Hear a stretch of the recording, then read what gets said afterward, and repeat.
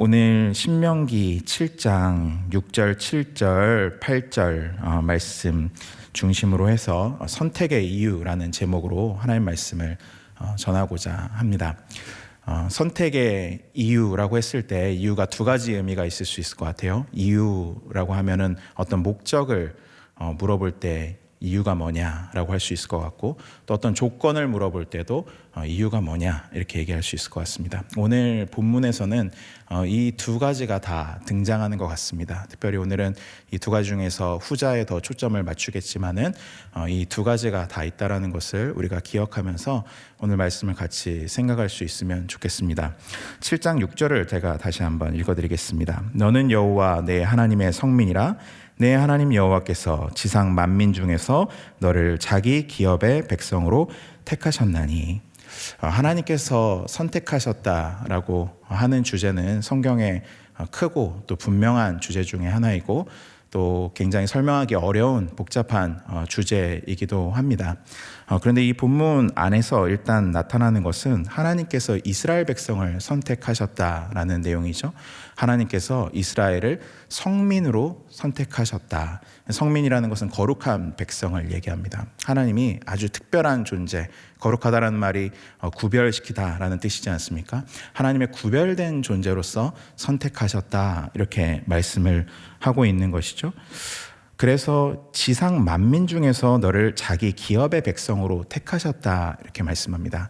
기업이라는 것은 어떤 유업을 얘기합니다. 그러니까 하나님께서 예비하신 그 유업 또는 복을 받을 백성으로 이스라엘을 특별하게 또 거룩하게 구분하여서 선택하셨다, 이 말씀을 지금 하고 있는 것이죠. 이 말씀하고 있는 사람이 누구입니까? 바로 모세입니다. 이 사람들은 지금 어디에 있습니까? 바로 가나안 땅을 눈앞에 목전에 두고 있죠. 기나긴 광야 생활을 마치고 이제 가나안 땅에 들어갈 일만 남아 있습니다. 그래서 신명기를 우리가 모세의 고별 설교라고도 말하죠.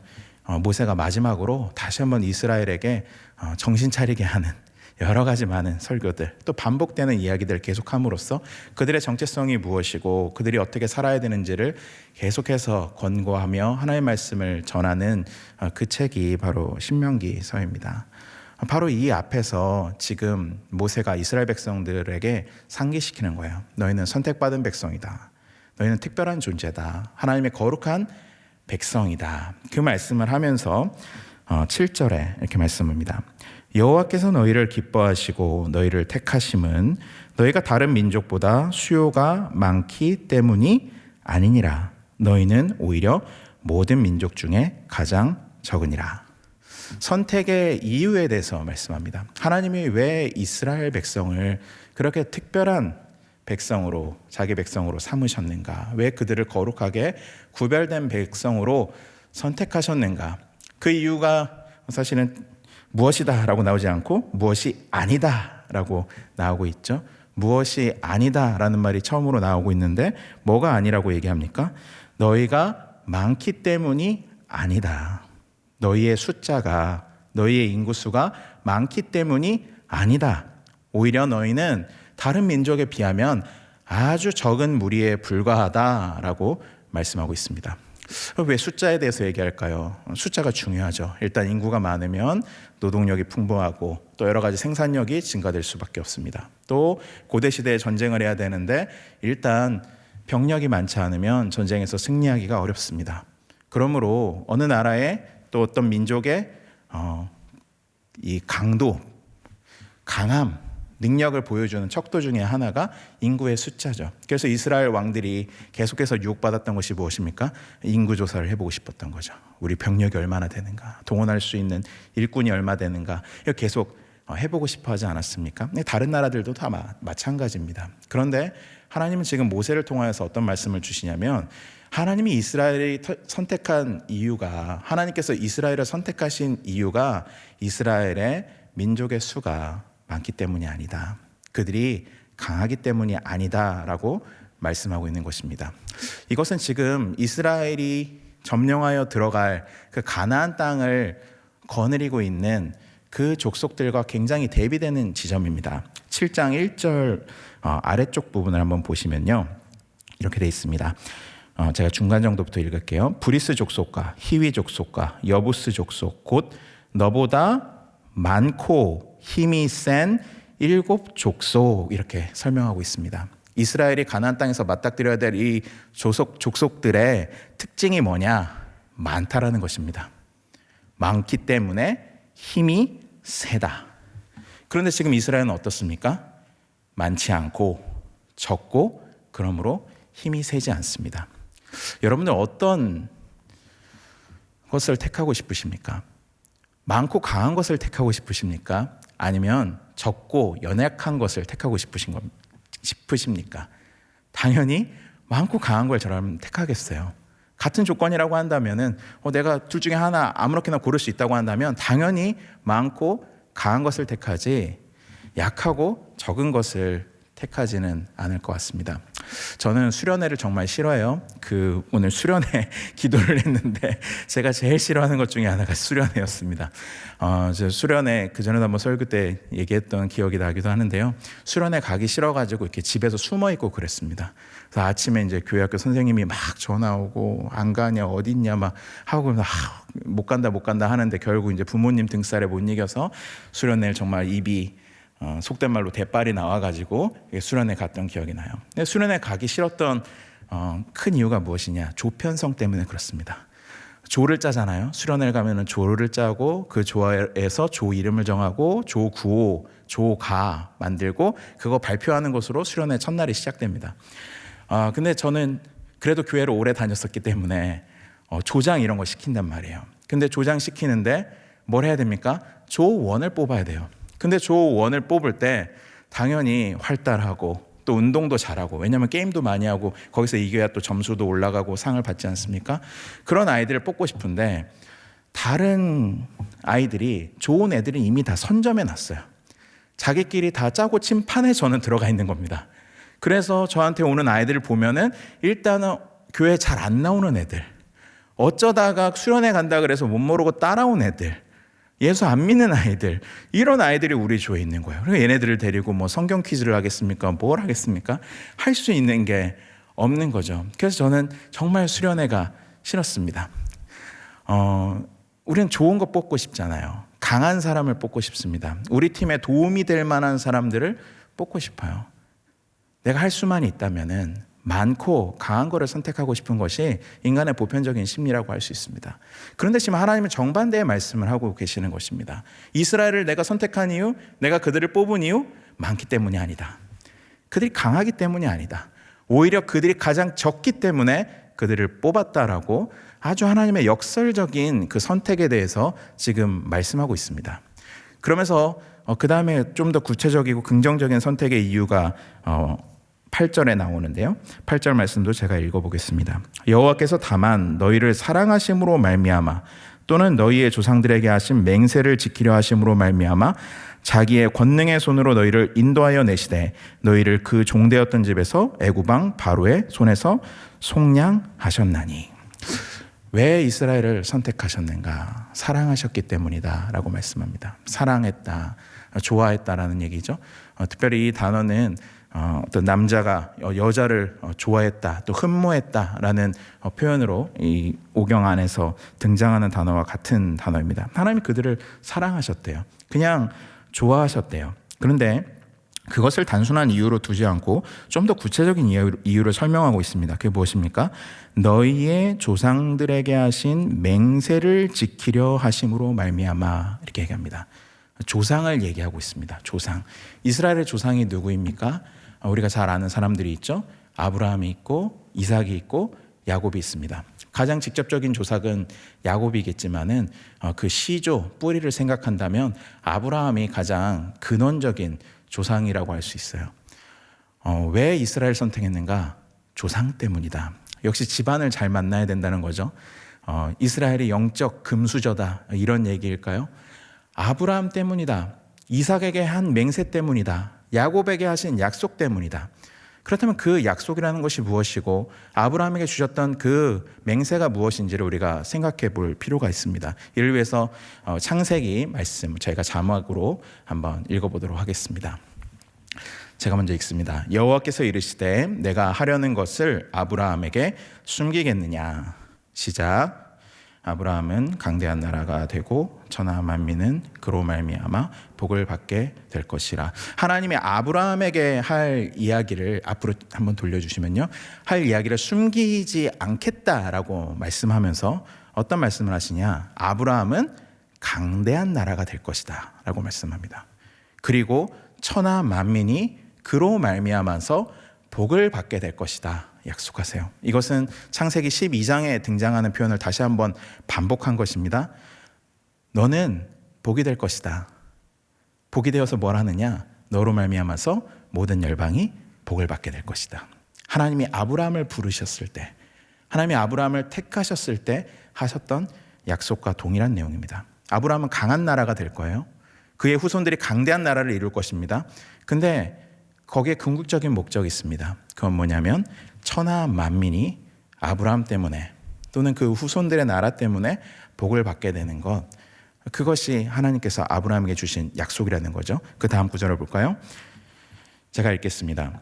내가 그로 그 자식과 권속에 명하여 여호와의 도를 지켜 의와 공도를 행하게 하려고 그를 택하였나니 이는 나 여호와가 아브라함에게 대하여 말한 일을 이루려 함이리라. 하나님이 왜 이들을 택하셨는가? 왜 아브라함을 택하셨는가? 또 더 정확히는 아브라함 안에서 이스라엘 백성을 택하셨는가? 하나님이 그들을 특별한 민족으로 택하셔서 강한 나라가 되게 하시고 그들에게 먼저 복을 부어주실 뿐만 아니라 바로 그들을 통하여서 천하 만민이 복을 받게 되는 선교적인 사명이 이들 가운데 애초에 있었다라는 것입니다. 그러므로 우리가 선택에 대해서 생각할 때 선택의 이유가 오늘 제목이었지 않습니까? 첫 번째로 생각해야 될 것은 하나님의 선택에는 선교적인 목적이 있다는 것입니다. 하나님이 누군가를 부르신다, 하나님이 누군가를 택하여서 부르셨다, 거기엔 사명이 있는 거예요. 거기엔 선교적인 목적이 있는 것입니다. 하나님 왜 아브라함을 택하셨는가? 아브라함 이야기가 창세기 12장이었습니다. 창세기 11장에는 어떤 이야기가 등장하나요? 제가 신대원 입학시험 준비할 때 이렇게 외웠었는데요. 신대원 입학시험 준비할 때는 성경의 모든 장의 내용을 배워야 됩니다. 이제 그걸 보통 장 제목을 외운다고 하는데 몇 장에 어떤 내용이 있는지를 대략적으로 다 알고 있는지 모르는지를 그 시험을 봅니다. 그래서 저는 11장을 이렇게 외웠어요. 11장이 이렇게 생겼잖아요. 그럼 이게 어떤 모양입니까? 손가락이지만은 탑이라고 저는 생각했습니다. 탑. 그럼 창세기 11장에는 어떤 이야기가 나오겠습니까? 바벨탑 이야기가 나옵니다. 창세기 11장 노아의 홍수 사건 이후에 인간들이 잘 되나 안 되나 봤더니 결국 인간이 하는 게 악한 일을 하더라는 것입니다. 그들이 바벨탑 세워가지고 하나님처럼 또 높아지려는 시도를 하더라. 그 다음에 나오는 말씀이 창세기 12장이죠. 아브라함을 택하셔서 그를 부르시고 그에게 소명을 주시는 것.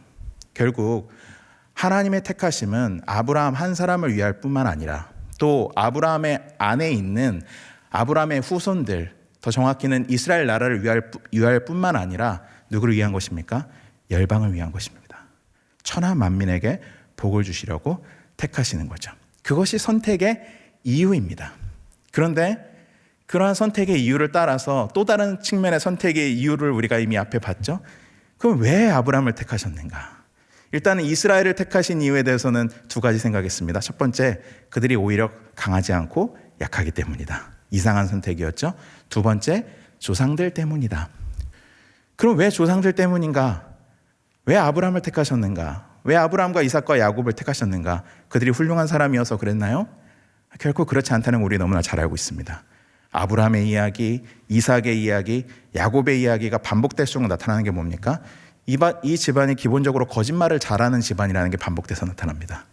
아브라함도 거짓말을 하고 두 번이나, 이삭도 동일한 거짓말을 하고 야곱도 거짓말을 합니다.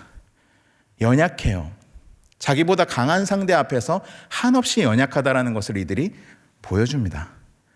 이들이 생존력을 있을지 몰라도 그래도 하나님께서 어떤 사명을 맡기기에는 적합한 존재들은 아니라는 것을 아주 넌지시 보여주는 것이 창세기의 이야기이지 않습니까? 이들이 훌륭한 사람들이 아니에요. 도덕적으로 보나 또 뭐 영적으로 보나 모든 면에서 봤을 때 그렇게 높은 수준을 가진 사람들이 아닙니다. 하나님이 이들을 택하신 이유가 무엇인가? 결국 이스라엘을 택한 것과 크게 다르지 않다는 것을 우리가 알 수 있습니다. 이들이 강하기 때문이 아니라요. 이들이 훌륭하기 때문이 아니라요. 오히려 이들이 연약하기 때문입니다. 이들이 그냥 보통 사람이기 때문입니다. 아니, 때로는 어떤 측면에서는 보통 이하의 수준을 가진 사람들이기 때문에 하나님 택하셨어요. 역설적인 선택이죠. 제가 만약 감히 하나님이었다고 한다면 제가 수련회 조장으로서 좋은 사람을 뽑기를 원했던 것처럼 정말 베스트 멤버를 구성하지 않았겠습니까?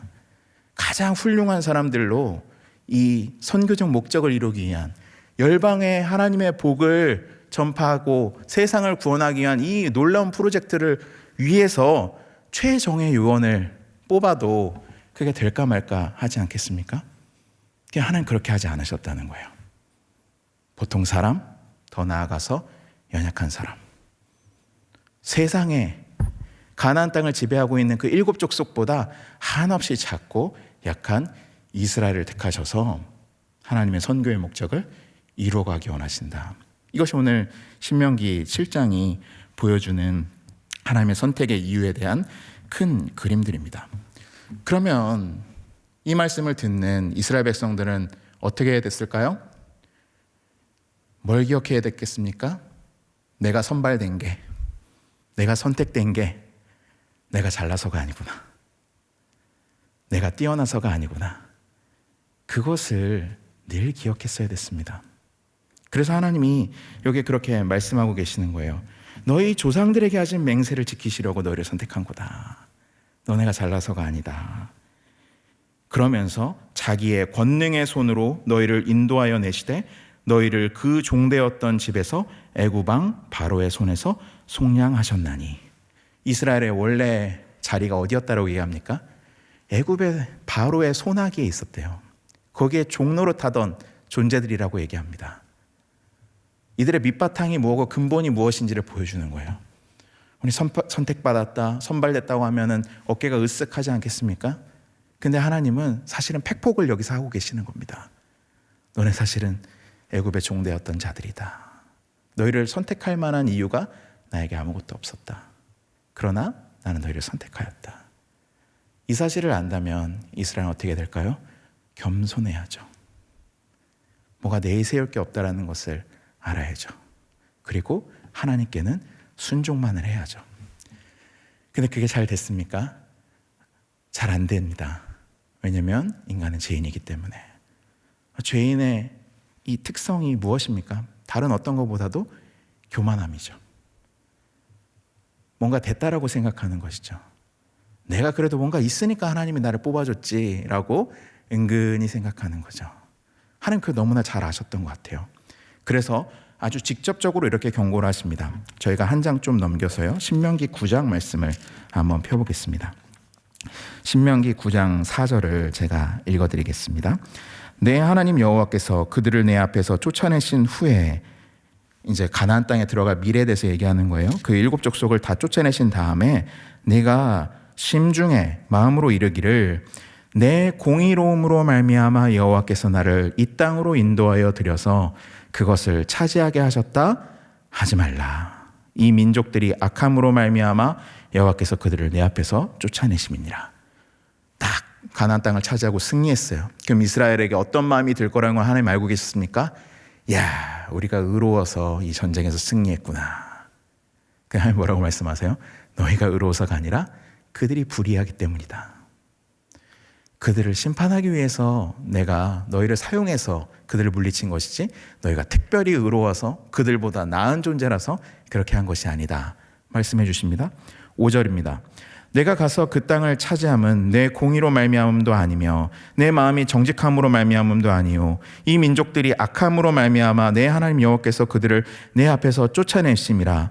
여호와께서 이같이 하심은 내 조상 아브라함과 이삭과 야곱에게 하신 맹세를 이루려 하심이니라. 하나님 다시 한번 반복하시죠. 네가 정직해서도 아니고 네가 의로워서도 아니다. 그들이 악하기 때문이다. 그리고 내가 너희 조상들에게 아브라함과 이삭과 야곱에게 했던 그 약속을 지키기 위해서 한 것이다. 여기에 너희가 기여한 바가 있다는 겁니까? 없다는 겁니까? 조금도 없다.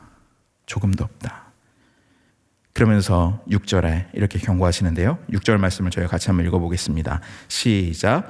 그러므로 네가 알 것은 내 하나님 여호와께서 내게 이 아름다운 땅을 기업으로 주신 것이 내 공의로 말미암음이 아니니라. 너는 목이 곧은 백성이니라.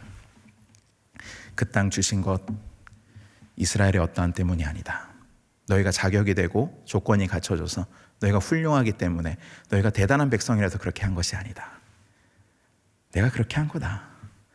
내가 내 목적과 내 뜻을 이루기 위해서 그렇게 한 것이다. 그리고 너희는 사실 목이 곧은 백성이다. 완고하고 교만한 백성이다. 그러면서 이 이후에 나오는 이야기들은 이스라엘의 광야에서의 흑역사를 쫙 읊어주십니다. 그들이 어떻게 광야에서 하나님을 배반하고 하나님께 불평하고 불순종하였는지를 조금도 남김없이 보여줍니다. 이것으로 우리가 무엇을 알 수 있습니까? 하나님께서 하나님의 선교의 목적을 위해서 누군가를 선택하시고 그들을 부르셨을 때 그 안에 이미 하나님의 선교가 어떤 것인지가 담겨 있다는 것입니다. 다시 말해서 하나님이 우리를 택하시고 부르셨을 때 하나님의 은혜와 사랑과 자비에 기초하지 않고서는 우리가 부름받을 자격이 이유가 요만큼도 없다는 거예요. 그럼에도 하나님이 우리를 부르셨다는 것은 하나님이 이 세상을 구원하시고 하나님이 이 세상 가운데 복이 흘러가게 하길 원하시고 이 죽음이 가득한 세상 가운데 생명을 흘려보내기를 원하시는 이유가 인간이 훌륭하고 인간이 매력적이고 인간이 만족스러워서가 아니라 하나님의 은혜와 자비와 사랑 때문이라는 것입니다. 하나님의 선교의 이유, 하나님의 선택의 이유 안에 그 선교의 방향이 담겨 있는 것입니다. 이스라엘을 선택했을 때 사실은 이스라엘은 깨달아야 돼요. 하나님은 자격 없는 자를 사랑하시는구나. 자격 없는 자를 구원하시는구나. 자격 없는 자에게 은혜를 베푸시는 분이구나. 근데 이스라엘이 어떻게 됩니까? 자기들이 뭔가 있다고 생각하게 되죠. 우리가 의롭다고 생각하게 되죠. 자기가 하나님만큼이나 높아져서 우리는 절대 망하지 않아.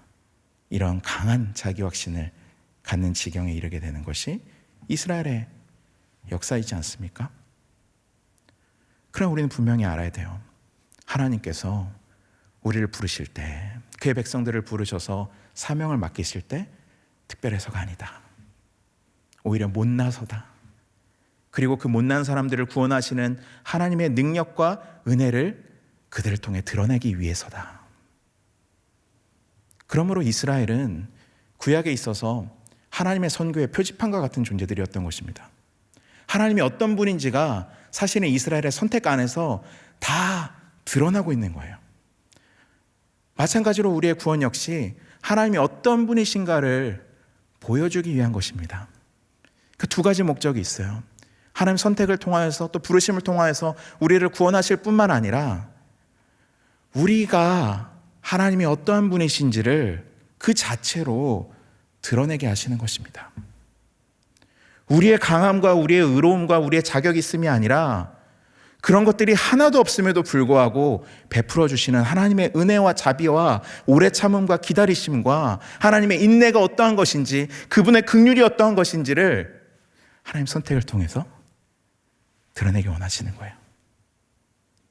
그것이 오늘 신명기의 말씀이 우리에게 주는 교훈입니다. 이 사실은 신약에 와서 더욱더 분명해집니다. 저희가 고린도전서 말씀을 좀 찾아볼 텐데요. 고린도전서 1장 말씀입니다. 제가 조금 길기 때문에 자막을 준비하지 않고 성경을 좀 직접 찾겠습니다. 신약 성경 264면 정도에 있습니다. 고린도전서 1장 말씀.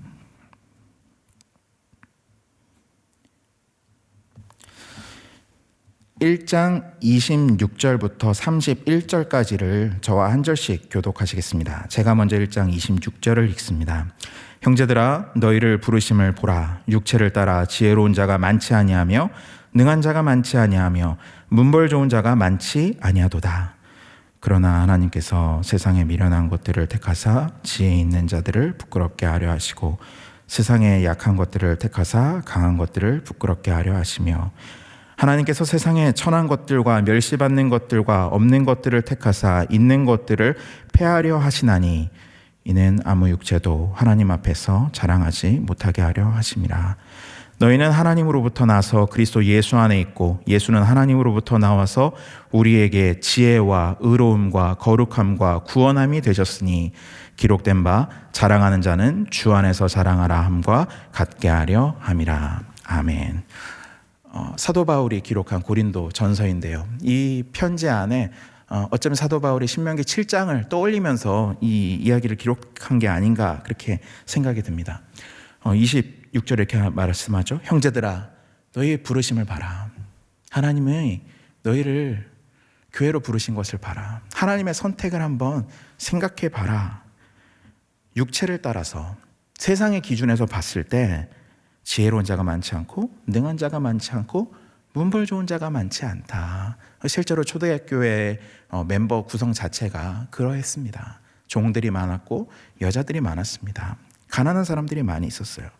그러나 하나님께서 세상에 미련한 것들을 택하사 지혜 있는 자들을 부끄럽게 하려 하시고 세상에 약한 것들을 택하사 강한 것들을 부끄럽게 하려 하시며 하나님께서 세상의 천한 것들과 멸시받는 것들과 없는 것들을 택하사 있는 것들을 피하려 하시나니.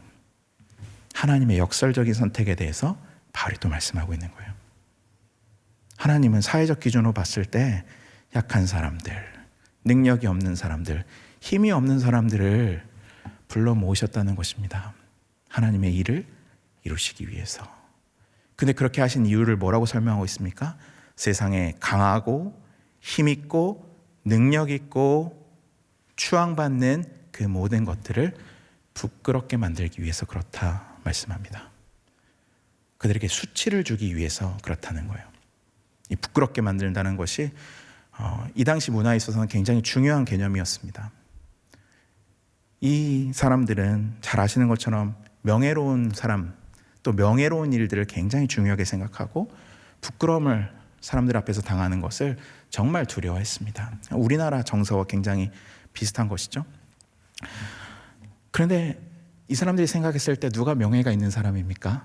힘이 있는 사람이죠. 집안이 좋은 사람, 아니면 헬라인의 관점에서 봤을 때 지혜로운 사람들, 특별히 이 지혜라는 것은 수사학과 관련되어 있는 것입니다. 웅변을 잘하는 사람, 뭔가 말발이 좋은 사람들, 철학자들, 문인들, 그러한 사람들을 자랑스럽게 여기고 명예 있게 생각했습니다. 근데 하나님의 방식은 어떤 것입니까? 세상에서 명예롭게 여기는 것들을 부끄럽게 만들어버리는 거예요. 어떤 방식으로? 세상에서 부끄러워할 만한 사회적 지위를 가진 사람들을 선택하심으로써. 신의 선택을 받는다는 것은 고대 사회에서 굉장히 중요한 일이었습니다. 신이 누군가를 선택했다? 그러면 그 사람은 대단한 사람인 거예요. 그래서 모든 고대 황제들 생각해 보시면 자기를 신의 아들이라고 하든지 아니면 신에게 선택받은 사람이다 이렇게 자기를 소개했습니다. 신에게 선택받은 존재는 뭔가 있는 사람입니다.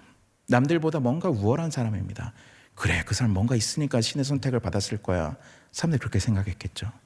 그런데 하나님의 교회를 부르시고 교회를 택하신 방식은 세상 사람들이 기대하는 기준과 가치를 완전히 뒤엎는 것이었습니다. 세상에서 잘 나가지 못하는 사람들, 연약한 사람들, 오히려 세상에서 멸시를 당하는 사람들, 그 사람들을 불러 모아서 선택하시고 그 사람들을 부르셔서 하나님의 선교의 목적을 이루어 가신다는 것이 오늘 이 바울이 고린도전서를 통해서 우리에게 주시는 말씀입니다. 이 말씀이 왜 나왔을까요? 고린도 교회가 거꾸로 생각하고 있었기 때문이죠. 잘 아시는 것처럼 세상의 기준과 가치를 그대로 교회에 들어와서 기독교 버전으로만 바꾼 것입니다. 나의 영적 스승이 누구인지를 자랑하고 그 사람들을 높임으로써 나도 같이 높이려고 하는 그러한 분위기. 개발을 자랑하고 아볼로를 자랑하고 예수를 심지어 자랑하는 내가 그쪽 직속 라인이다. 라인을 자랑하는 그러한 분위기. 그곳에서 바울은 일침을 가고 있는 것입니다. 너희들이 복음을 오해하고 있다. 그 하나님의 선택 방식이 아니다. 하나님의 선택의 방식은 오히려 세상적으로 낮은 자들을 택하셔서 강한 자들을 부끄럽게 만드는 방식이다. 숫자가 적고 약한 이스라엘을 택하셔서 수가 많고 힘이 센 일곱 족속을 쫓아내셨던 것처럼 하나님은 오늘날에도 동일한 방식으로 그렇게 일하고 계신다. 바울이 말씀하고 있는 것입니다. 어떻게 이 일이 가능해졌을까요? 어떻게 이러한 가치가 완전히 뒤집어지는 이런 변화가 일어날 수 있었을까요? 그것은 바로 복음 때문입니다.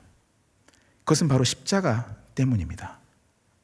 십자가의 도가 멸망하는 사람들에게는 미련한 것이다 라고 바울이 말하고 있습니다. 18절 말씀인데요. 제가 읽어드리겠습니다. 십자가의 도가 멸망하는 자들에게는 미련한 것이요 구원을 받는 우리에게는 하나님의 능력이라. 십자가의 도라는 것은 십자가의 말씀을 얘기합니다. 십자가의 메시지, 바로 복음 메시지예요. 그것이 믿지 않는 사람들의 눈에 봤을 때는 미련한 것입니다. 여기서 미련하다라는 것은 어리석다라는 말이에요. 우리가 잘 생각할 필요가 있습니다. 십자가의 메시지는 사람들에게 어리석게 보이는 메시지였어요. 왜 그것이 어리석었을까요? 십자가이기 때문입니다. 잘 아시는 것처럼 십자가는 극형이에요. 십자가는 가장 수치스러운 죽음입니다. 십자가에 누군가 달렸다? 그 저주받은 인물이에요. 십자가에 달렸다? 우리 가족 중에 누가 십자가에 달렸다? 입 밖에도 낼 수 없는 이야기입니다. 아니, 사람들은 십자가라는 말 자체를 꺼내는 것을 부끄럽게 생각했습니다. 왜냐하면 너무나 잔혹스럽고 잔인한 죽음이었고 수치스러운 죽음이었기 때문에. 근데 그 십자가의 복음, 십자가의 말씀을 전한다는 것, 구원 얻는 길로 그것을 제시한다는 것, 이건 말이 안 되는 이야기예요. 어리석다 말씀합니다. 21절을 볼까요? 21절 말씀 같이 한번 읽도록 하겠습니다. 시작. 하나님의 지혜에 있어서는 이 세상이 자기 지혜로 하나님을 알지 못함으로 하나님께서 전도에 미련한 것으로 믿는 자들을 구원하시기를 기뻐하셨도다. 아멘. 세상의 지혜로 봤을 때 이건 어리석음입니다. 그런데 하나님은 그 어리석은 십자가를 통하여서 믿는 자들을 구원하시기를 기뻐하셨대요. 전도에 미련한 것 했을 때 전도라는 말이 선포라는 말입니다. 선포. 선포에 미련한 것. 더 정확히 말씀드리자면 미련한 내용을 선포하는 것입니다. 뭐가 미련한 겁니까? 십자가. 더 정확히는 십자가에 달린 그리스도. 십자가에 달린 메시아라는 말처럼 말이 안 되는 이야기가 없습니다. 그것은 어리석은 것을 넘어서 아예 말이 안 되는 이야기입니다. 메시아는 신의 선택을 받은 사람입니다. 왕입니다. 구원자입니다. 근데 어떻게 그런 사람이 십자가에 달릴 수 있어요? 가장 치욕스러운 죽음을 어떻게 당할 수 있습니까? 그것은 말이 안 되는 이야기였습니다. 그것을 이렇게 표현하고 있어요. 22절. 유대인은 표적을 구하고 헬라인은 지혜를 찾으나 우리는 십자가에 못 박힌 그리스도를 전하니 유대인에게는 거리끼는 것이요 이방인에게는 미련한 것이로되. 유대인의 관점에서 보나 이방인의 관점에서 보나 십자가에 달린 메시아, 십자가에 달린 그리스도라는 메시지는 말이 안 되는 메시지예요. 있을 수가 없는 일이에요. 십자가, 메시아 이 둘을 붙인다는 것은 그 자체로 불경스러운 일입니다. 그러나 지금 바울은 그 십자가만 자랑하고 그 십자가에 하나님의 지혜가 있고 하나님의 능력이 있다고 말합니다. 진정으로 그렇지 않았습니까? 그 십자가가 우리의 구원이 되지 않았습니까? 하나님이 십자가에 달린 예수를 그냥 버려두지 않으시고 그 예수님을 다시 일으키시지 않았습니까? 그래서 우리의 구원과 우리의 지혜와 우리의 의로움과 우리의 거룩함이 되게 하시지 않았습니까? 세상 많은 사람들은 십자가의 복음, 십자가에 달린 그리스도를 말이 안 된다고 어리석다고 생각했지만 믿는 자들에게는 그것이 하나님의 능력이고 신비라는 것입니다. 그것이 하나님의 가장 놀라운 또 완벽한 지혜였다라는 것이죠. 십자가에 달린 그리스도가 여러 가지 의미를 갖고 있습니다. 우리가 가장 잘 아는 것은 그분이 십자가에서 예수께서 피 흘리심으로 우리의 죄가 용서받았다라는 사실입니다. 바울이 물론 다른 서신 곳곳에서 그 사실을 강조하고 그것은 어쩌면 기본으로 깔려있는 생각입니다. 그런데 특별히 고린도전서 1장, 2장에서 바울이 십자가에 달린 그리스도를 말할 때 포인트는 조금 다른 곳에 있다라고 우리가 생각할 필요가 있습니다. 어디 있습니까? 인간이신 그리스도의 무능력함이 있습니다. 연약함이 있습니다. 많은 사람의 기대를 모았던 그 메시아가 어쩌면 너무 허망하게 무기력하게 죽었을 때 얼마나 많은 사람들이 실망했을까요? 얼마나 많은 사람들이 좌절했을까요? 우리가 믿고 바라던 그 메시아가 저렇게 허망하게 십자가에 달리다니, 저렇게 허망하게 죽어버리다니, 인간이 포기하고 싶은 자리, 인간이 아무런 희망과 소망을 발견할 수 없는 자리, 그곳이 메시아가 달린 십자가였습니다. 바울은 지금 그 얘기를 하는 거예요. 가장 연약한 자리, 가장 무기력한 자리, 인간의 기대와 소망이 완전히 끊어진 그 자리, 그 자리가 하나님의 지혜고 하나님의 구원이었다. 그곳에 하나님의 능력이 나타났다. 세상은 강한 것을 추구하고 많은 것을 추구하고 지혜로운 것을 추구하고 힘센 것을 추구하지만 하나님은 정반대의 길을 걸으셔서 하나님의 구원을 이루신다. 그것이 바로 예수 그리스도의 십자가다. 바울은 말씀하고 있는 것입니다. 그러므로 이곳에 이 예수님의 십자가라는 이 정점에 하나님의 선택의 모든 이야기가 모아지게 됩니다. 하나님이 인간이 연약하다는 것을 잘 알고 계세요. 그리고 인간의 그 가장 연약한 자리에 직접 내려오셔서 그곳에 참여하셨습니다. 그리고 그것이 끝난 것이 아니라 인간의 모든 절망들을 끌어안으시고 하나님의 새로운 희망과 소망을 그 자리에 불어넣으신 줄 믿으시기 바랍니다. 인간이 이제 끝났다라고 생각하는 그 자리에 하나님의 능력이 나타났다는 것입니다. 하나님의 새로운 일이 바로 그곳에서 시작됐다는 것입니다. 바울은 이 십자가의 메시지를 그냥 입으로만 전했던 사람은 아닙니다. 그는 이 메시지가 담고 있는 의미가 무엇인지를 잘 알고 있었습니다. 그리고 이 메시지를 자기의 삶을 통해서 드러내야 된다는 것을 또한 잘 알고 있었습니다. 하나님이 전도에 미련한 것, 십자가의 복음을 통해 사람들을 구원하기를 기뻐하셨다고 했을 때 그것은 단지 메시지의 내용뿐만 아니라 그 메시지를 전달하는 메신저의 삶, 그 메신저의 태도를 포함한다는 것을 알고 있었습니다.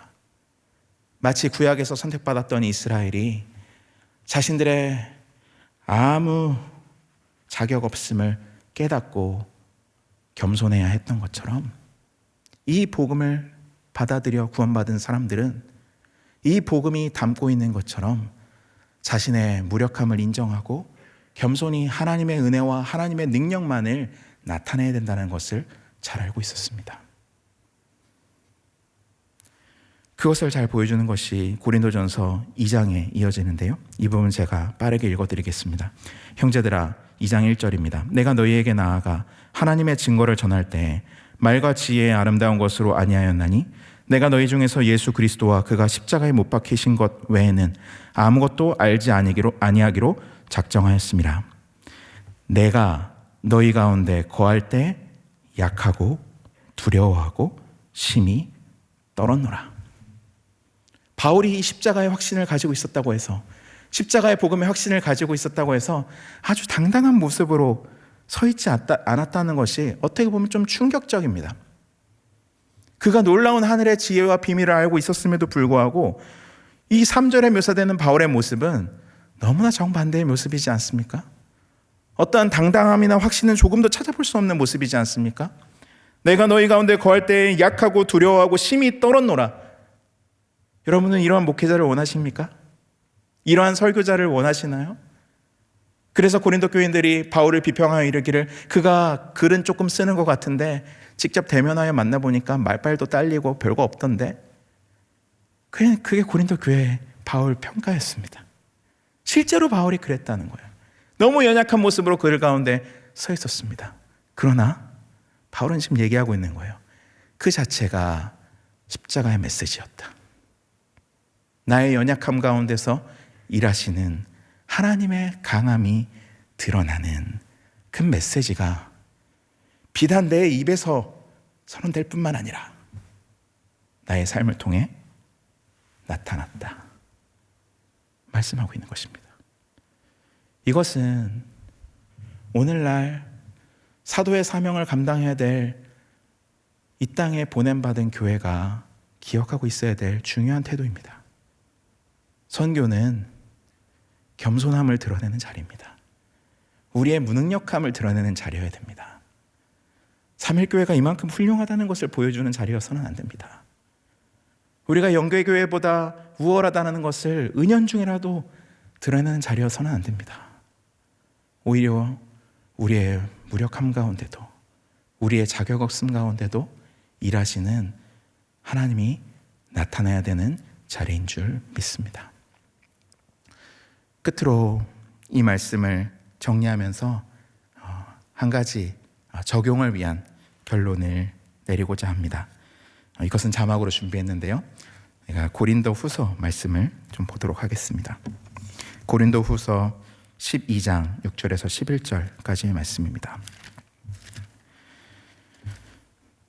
고린도 후서 12장 6절에서 10절까지의 말씀 준비되어 있네요. 제가 먼저 읽겠습니다. 내가 만일 자랑하고자 하여도 어리석은 자가 되지 아니할 것은 내가 참말을 함이라.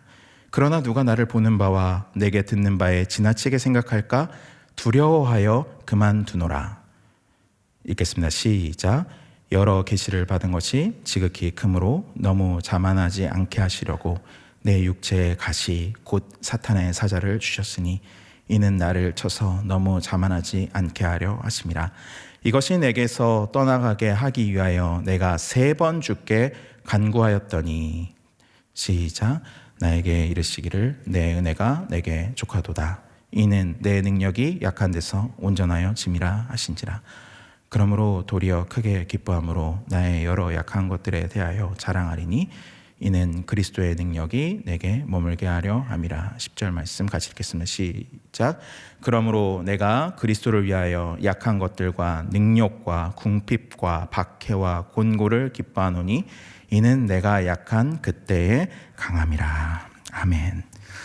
이 말씀이 어떤 맥락에서 나오냐면 바울이 자기를 변호하는 맥락에서 나옵니다. 말씀드렸던 것처럼 고린도 교인이랑 바울 사이의 관계가 굉장히 안 좋았어요.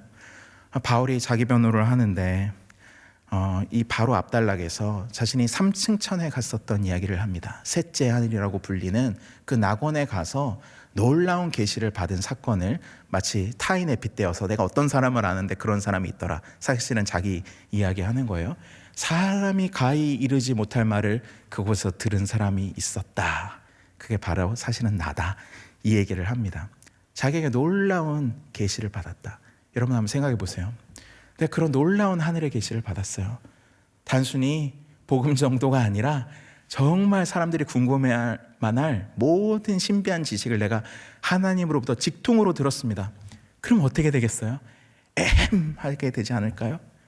여러분 한번 내가 조금 들려줄 테니까 한번 와보세요. 궁금하면 와보세요. 내가 여러분들 그거 다 여러분 몰라서 하는 얘기야. 내가 직접 가서 듣고 왔어. 이렇게 얘기하지 않을까요? 그렇게 하는 것이 자연스럽고 그렇게 하는 것이 세상의 방식일 것입니다. 근데 바울은 그렇게 말하지 않아요. 다시 이 10절을 생각해 볼까요? 첫 번째 12장 10절 말씀입니다.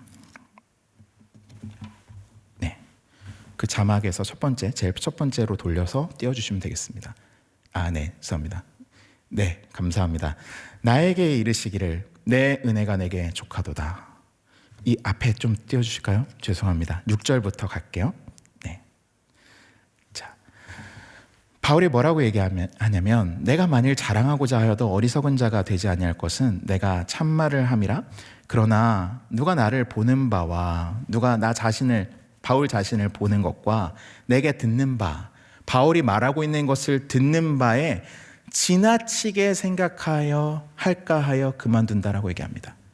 사람들이 나에 대해서 과대평가할까 봐 그만두겠다라고 멈춥니다. 그 다음 절, 여러 계시를 받은 것이 지극히 크므로 너무 자만하지 않게 하시려고 내 육체의 가시 곧 사탄의 사자를 주셨으니 이는 나를 쳐서 너무 자만하지 않게 하려 하심이라.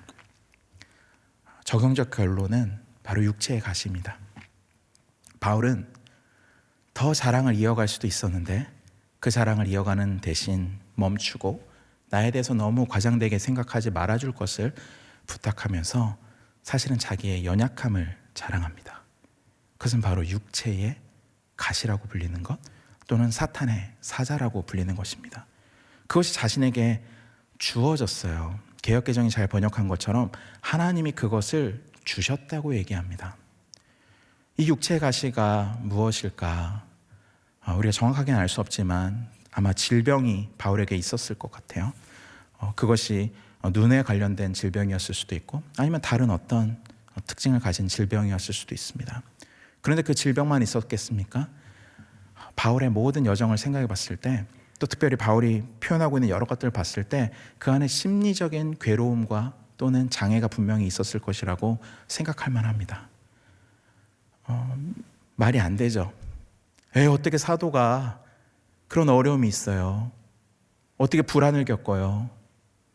어떻게 사도가 두려워해요? 담대해야지. 어떻게 사도가 우울해해요? 늘 기뻐해야지. 근데 지금 바울은 그 얘기를 하고 있는 거예요. 나에게 육체의 가시가 있다. 그것이 눈에 보이는 질병이든 또는 눈에 보이지 않는 질병이든 나를 괴롭히는 것이 있다. 얼마나 괴롭혔던지 바울이 그것이 떠나가게 해달라고 3번이나 기도했습니다. 근데 잘 아시는 것처럼 하나님 그걸 들어주지 않으셨죠. 9절 말씀을 볼까요?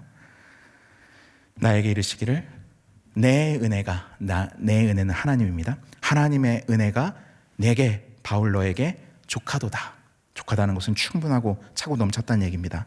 이는 내 능력이 하나님의 능력이 약한 데서 온전하여 짐이라 하신지라. 하나님이 응답을 주셨어요. 어떤 응답을 주셨나요? 내가 너한테 준 은혜가 이미 충분하다. 그리고 한 가지 비밀이 있는데 나의 능력, 하나님의 능력이라고 하는 것은 약한 데서 온전해지는 것이다. 온전한다는 것은 어떤 절정에 도달한다는 의미입니다. 완성된다는 의미예요. 하나님의 능력이 극치로 드러나는 자리는 약함의 자리다. 마치 십자가에 달린 그리스도에게서 하나님의 부활의 능력이 나타난 것처럼 이제는 바울이라는 개인의 삶의 그 연약한 자리에서 하나님의 능력이 나타난다고 하나님 직접 말씀해 주신 거예요. 사랑하는 성도 여러분, 여러분에게 육체의 가시가 있습니까? 여러분을 괴롭히는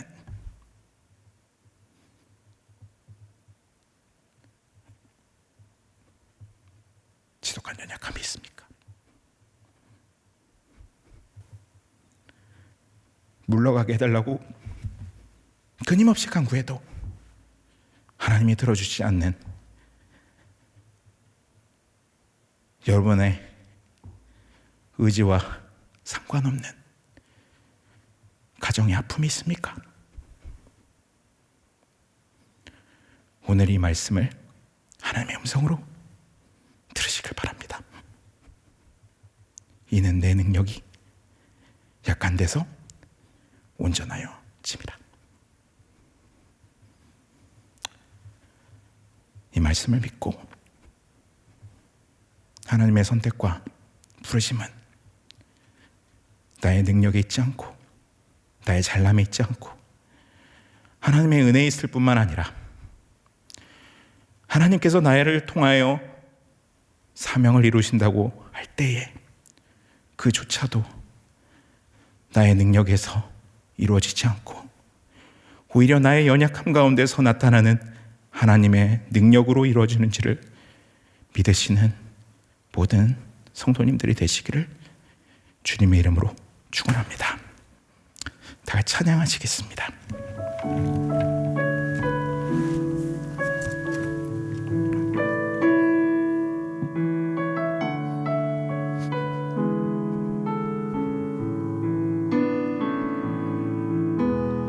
주여 우린 연약합니다. 우린 오늘을 힘겨워합니다. 주 뜻 이루며 살기엔 부족합니다. 우린 연약합니다. 주여 우린 넘어집니다. 오늘 하루 또 실수합니다. 주의 긍휼을 구하는 죄인입니다. 우린 주만 바라봅니다. 한없는 주님의 은혜 온 세상 위에 넘칩니다. 가릴 수 없는 주 영광 온 땅 위에 충만합니다. 주님만 이기리오니 우린 그 길 따라갑니다. 그날에 우리를 이루신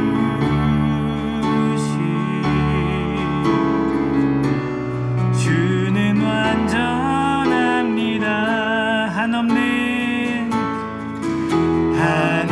한없는 주님의 은혜 온 세상 위에 넘칩니다. 가릴 수 없는 주 영광 온 땅 위에 충만합니다.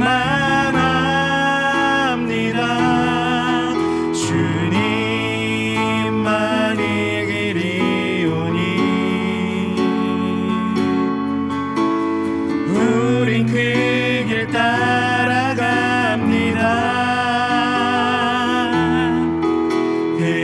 그날에 우릴 이루신 주는 완전합니다. 말씀을 생각하며 또 기도하고 개인의 기도 제목을 가지고 또 교회를 위하여서 기도하다 일어서시겠습니다. 기도하겠습니다. 하나님 아버지, 주의 은혜와 사랑 감사합니다. 아버지, 불쌍히 여겨주십시오. 하나님의 은혜와 자비로 아버지 하나님